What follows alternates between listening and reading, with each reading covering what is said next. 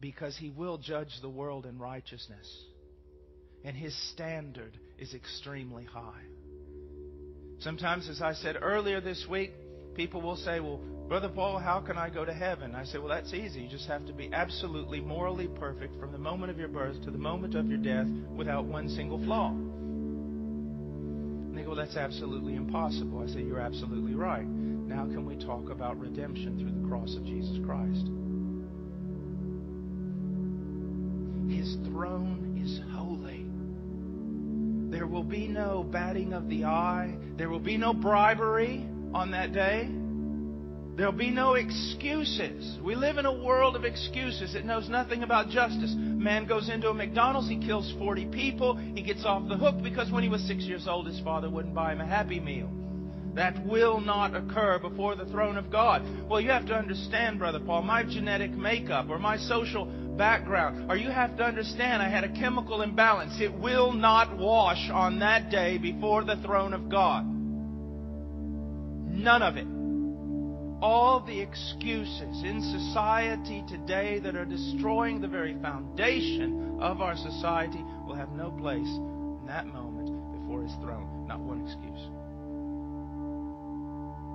Because He's holy.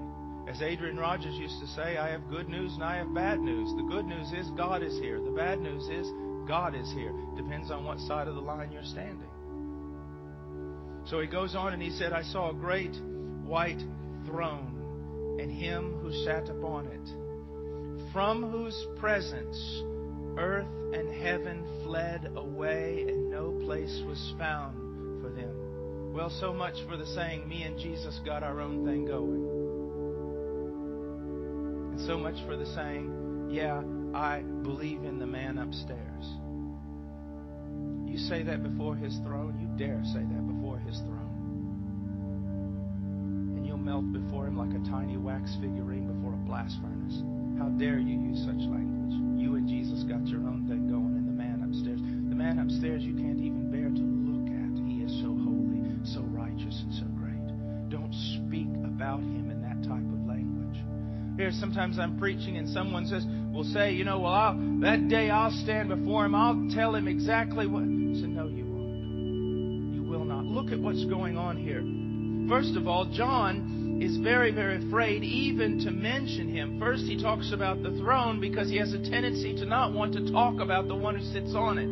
Because the one who sits on it is so good, so holy, so righteous, so beautiful, and therefore so terrible that it says the earth and heavens themselves fled away from Him. Fled away from Him. Sometimes I hear these preachers talking about, they're shaving and Jesus walks into their bathroom. These TV preachers with all these, every now and then, they have all these encounters with Jesus. When they say, I was shaving this morning and Jesus Christ appeared to me. And I say, well, did you stop shaving? Because every time in the Bible that a man has an encounter with God, he is either told, you can't see me or you'll die. Or, in the case of Isaiah, he sees a glimpse of God on the throne. And he cries out, woe is me, I am undone. I am a man of unclean lips and I dwell among a people of unclean lips. Have you ever been around someone who was holier than you are? And they make you feel uneasy, and you, of course, you've got a great way around this. You just say, well, they're legalistic.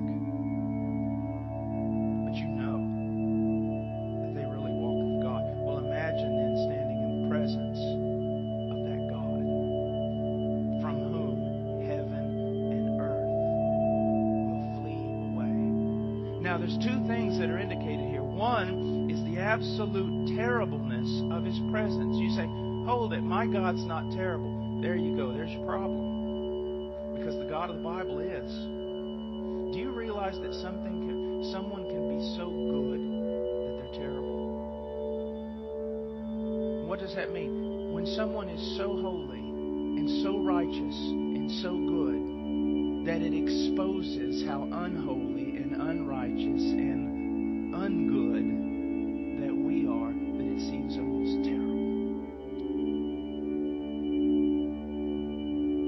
So heaven and earth flee away from Him, acknowledging His sovereignty, His power, His beauty, that no one can even glimpse this one seated upon a throne. But it also indicates something else. Heaven and earth flee away, and no place is found for them, because I want you to know something. Everything you see,